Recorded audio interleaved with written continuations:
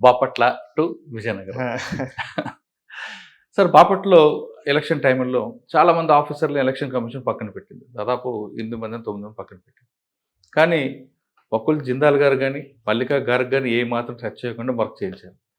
బహుశా వాళ్ళు మీ మీద ఆళ్ళకి మంచి గుడ్ విల్ ఉండొచ్చు. కానీ మీకు ఒకవైపు మీకు ఎక్స్‌క్యూజ్ చేస్తున్నా, మీరు మాత్రం అందరు మీ మీద ఫోకస్ ఉందని, బాపట్ల ఎలక్షన్‌లో ఎలాంటి ఇష్యూస్ కాకుండా తీసుకొచ్చారు. ఆ ప్రెజర్ కనిపించకుండా మీరు చేసుకొచ్చారు. మీరు ఎలక్షన్ ఎలా చేసుకొచ్చారు? ఆ ప్రెజర్‌ని మీరు ఎలాగా భరించారు? ఎందుకంటే ఒకవైపు మేడం, ఒకవైపు మీరున్నారు. ఎలక్షన్ కమిషన్ మీ మీద ఫోకస్ పెట్టింది. సీనియర్ ఆఫీసర్‌లను కూడా పెట్టింది. ఆయన ఎక్కడ చిన్న ఇష్యూ కాకుండా తీసుకొచ్చారు. ప్లస్ బాపట్లోనే మీరు ఒక యాప్ తీసుకొచ్చి దానివల్ల ఒక మంచి ఫలితం తీసుకొచ్చారు. ఆ యాప్ యొక్క కాన్సెప్ట్ ఏంటి? ఎలక్షన్ ఎలాగ మీరు కూల్‌గా, పీస్‌ఫుల్‌గా తీసుకొచ్చారు? ప్లస్ విజయనగరం వచ్చిన తర్వాత ఈ సంకల్ప యాత్ర యొక్క కాన్సెప్ట్ ఏంటి? సో బాపట్లలో ఫస్ట్ బాపట్లకు వెళ్దాం. సరే, బాపట్ల కన్నా ముందు మీరు ఏఎస్పీ రంపచోడవరం. అదే టైంలో బోటు మునిగిపోయింది. అటువైపు రాహుల్ దేవ్ శర్మ గారు ఎస్పీ అనుకుంటా అప్పుడు. అద్నాన్ ఎస్పీ గారు ఎస్పీ. అవునండి. ఆ బోటు మునిగిపోయినప్పుడు దాదాపు 15 రోజులు అక్కడే ఉన్నారు. అసలు ఆ ప్రమాదం ఎలా జరిగింది? అందులో మీ రోల్ ఎంతవరకు వచ్చింది? సో నేను ఏఎస్పీ రంపచోడవరంగా ఫస్ట్ పోస్టింగ్ నాకు పెట్టడం జరిగింది. సో జాయిన్ అయినాక అరౌండ్ 1 మంత్ లోపలే ఒక పాపికొండల దగ్గర ఈ ఫ్రీక్వెంట్‌గా ఈ బోట్స్‌లో ఈ టూరిస్ట్స్ వెళ్ళేవారు. సో అప్పుడు ఫ్లడ్ టైం నడుస్తూ ఉంది. ఫ్లడ్ టైంలో ఒక బోట్ వెళ్ళింది. ఆ బోట్‌లో 76 ప్యాసింజర్స్ ఉన్నారు. సో ఆ బోట్ సడన్‌గా ఆ రోజు ఎక్కువ ఫ్లో ఉండడం వల్ల, ఎక్కువ ఈ ఫ్లడ్ ఎఫెక్ట్ ఉండడం వల్ల మునిగిపోయింది. సో ఎక్కడైతే ఆ బోట్ మునిగిపోయిందో అక్కడ ఏమి రోడ్ వెళ్ళదు. అక్కడ టెలిఫోన్ కనెక్టివిటీ లేదు. సో క్లోజెస్ట్ పాయింట్ ఎక్కడైతే ఆ బోట్ మునిగిందో దానికి closest point Devipatnam police station. Devipatnam police station నుంచి వెళ్ళడానికి వాటర్‌లో వెళ్ళాలి. అంటే రోడ్ లేదు. సో వాటర్‌లో వెళ్ళడానికి 1 అవర్ పడుతుంది.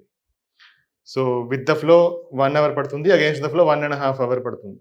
సో ఇమ్మీడియేట్‌గా మాకు ఇది ఇలా బోట్ మునిగిపోయిందని మాకు వచ్చింది. ఇన్ఫర్మేషన్ వచ్చింది. సో అప్పటికి ఎస్ఐ, లోకల్ ఎస్ఐ ఇమ్మీడియేట్‌గా ఉన్న స్టాఫ్ 4, 5 మెంబర్స్ తీసుకొని వెళ్ళారు. సో నేను ఇమ్మీడియేట్‌గా అక్కడికి రష్ అయ్యాను. సో ఆ రోజు నేను కూడా యాక్చువల్‌గా పర్మిషన్ తీసుకొని తెలుగు ఎగ్జామ్ రాయడానికి విజయవాడ వెళ్తున్నా. నేను జస్ట్ బండిలో కూర్చుంటున్నా. అప్పుడే ఫోన్ వచ్చింది. అప్పుడు అది క్యాన్సిల్ చేసి నేను నా బండిలో వెళ్ళాను. సో అప్పుడు ఫ్లడ్ టైం కూడా ఉంది. సో ఆ మండల్స్ అన్నీ ఫ్లడెడ్ ఉన్నాయి. సో మా బండి కూడా దారిలో ఆగిపోయింది. అంటే మా బండి కూడా వాటర్‌లో ఆగిపోయింది. సో ఇమ్మీడియేట్‌గా నేనున్నాను. నాతో పాటు నా 2 గన్‌మెన్‌లు ఉన్నారు. సో అప్పుడు ఇమ్మీడియేట్‌గా అక్కడ ఒక ట్రాక్టర్ వెళ్తా ఉంది. ఆ ట్రాక్టర్ మేము పట్టుకొని ఏదో విధంగా మేము దేవీపట్నం పోలీస్ స్టేషన్‌కి రీచ్ అయ్యాం. సో రీచ్ అయ్యేసరికి ఎవరు లేరు పోలీస్ స్టేషన్‌లో. ఒకడే ఉన్నాడు, సెంట్రీ ఉన్నాడు. అందరిని తీసుకొని ఎస్ఐ ఆల్రెడీ స్పాట్‌కి వెళ్ళాడు. సో అప్పటికి మాకు ఏమి ఇన్ఫర్మేషన్ లేదు. ఎస్ఐ దగ్గర కూడా ఏమి కమ్యూనికేషన్ లేదు, ఏమీ లేదు. ఫోన్ కలవదు. సో అప్పుడు మేమేం చూసామంటే మేము రివర్ బ్యాంక్‌లో ఉన్నాము. మా ముందే 2, 3 బాడీస్ కొట్టుకొని రివర్‌లో ఫ్లో అయ్యి వెళ్తున్నాయి. సో ఇమ్మీడియేట్‌గా అక్కడ ఒక దగ్గరలో ఒక చిన్న బోట్ ఉంది. ఆ బోట్ అతన్ని మేము ఇమ్మీడియేట్‌గా అతనిని ఎంగేజ్ చేసి వెళ్ళి మేము ఆ బాడీను పట్టుకున్నాం. అంటే బాడీను ఫ్లోలో వెళ్ళకుండా బ్యాంక్‌లోకి తీసుకొచ్చాము. సో అప్పుడే అరౌండ్ 10 మినిట్స్ లోపే ఒక బోట్ వచ్చింది. దాంట్లో అరౌండ్ 16 మెంబర్స్ ఎవరైతే మునిగిపోయి అంటే మునగలేదు, వాళ్ళు సేవ్ అయ్యారు. వాళ్ళకు రెస్క్యూ అయ్యి ఒక బోట్‌లో వాళ్ళు వచ్చారు. ఆ రోజు ఫార్చునేట్లీ ఒక మెడికల్ క్యాంప్ నడుస్తుంది అదే ఏరియాలో. ఆ మెడికల్ క్యాంప్ ముగించుకొని వాళ్ళు వస్తున్నారు. దారిలో వాళ్ళకి ఇది కనపడింది బై ఛాన్స్. సో ఇమ్మీడియేట్‌గా ఎవరైతే అక్కడ లైఫ్ జాకెట్స్‌తో పాటు ఉన్నారో వాళ్ళు బోట్‌లో ఎక్కించారు. ఎక్కించి వాళ్ళు తీసుకువస్తున్నారు. సో ఇమ్మీడియేట్‌గా 16 మెంబర్స్ ఒకరికి ఒక లేడీ చిన్న పిల్ల ఫ్లో అయిపోయింది, వెళ్ళిపోయింది.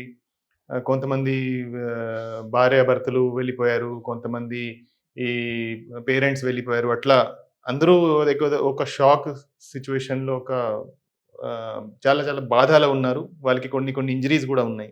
సో అప్పటికి మా దగ్గర ఏం వెహికల్స్ లేవు, ఏమీ లేవు. జస్ట్ మేము రీచ్ అయ్యాము. అక్కడ ఎటువంటి సౌకర్యాలు లేవు, ఏమీ లేవు.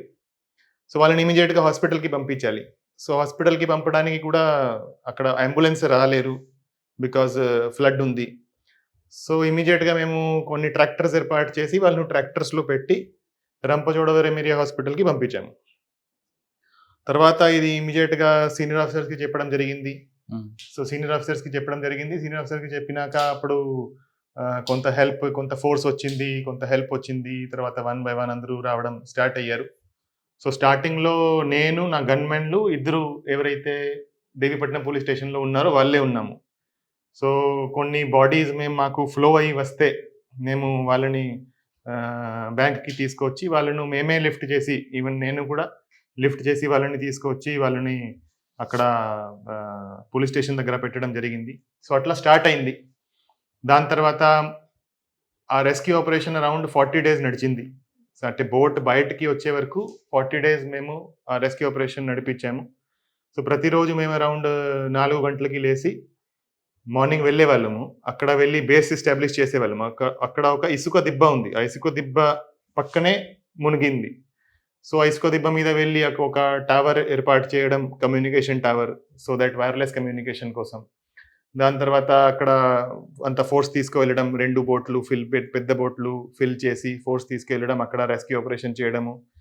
బాడీస్ వస్తున్నాయి. వన్ బై వన్ బాడీస్ వస్తున్నాయి. ఆ రెస్క్యూ ఆపరేషన్‌లో మేము 47 బాడీస్ మేము ప్రతి బాడీ నేను కూడా చూసాను. 47 బాడీస్ మేము వెతికాము. పోస్ట్ మార్టం చేశాము. తర్వాత ఫ్యామిలీస్‌కి అప్పగించాము. సో, నంబర్ ఆఫ్ ఫ్యామిలీస్ అక్కడ క్యాంప్ చేసేవాళ్ళు. అంటే ఈరోజు మా రిలేటివ్ బాడీ ఈరోజు దొరుకుతుందా? రేపు దొరుకుతుందా? So, it was a very, very sensitive and very, very tragic incident. So, అదే ఇన్సిడెంట్‌లో ఆల్మోస్ట్ 800-900 దాకా మాకు రెస్క్యూ ఆపరేషన్‌కి వేరే వేరే ఏజెన్సీలు వచ్చాయి. నేవీ వచ్చింది, ఉత్తరాఖండ్ ఎస్‌డీఆర్ఎఫ్ వచ్చింది, మన స్టేట్ ఎస్‌డీఆర్ఎఫ్ వచ్చింది, ఎన్‌డీఆర్ఎఫ్ వచ్చింది, special parties, fire department. So, ఇవన్నీ వాళ్ళందరితో కోఆర్డినేట్ చేస్తూ ఈ రెస్క్యూ ఆపరేషన్ నడిపించాము. ఫైనలీ ఆ బోట్ కూడా బయటికి తీయడం జరిగింది. సో, ఇది అంటే నా కెరియర్ స్టార్టింగ్‌లో ఆ ఎక్స్‌పీరియన్స్ అంటే ఇంత పెద్ద ఇన్సిడెంట్ హ్యాండిల్ చేయడము it was a very good learning experience for me and చాలా చాలా memorable and I learned a lot from that incident.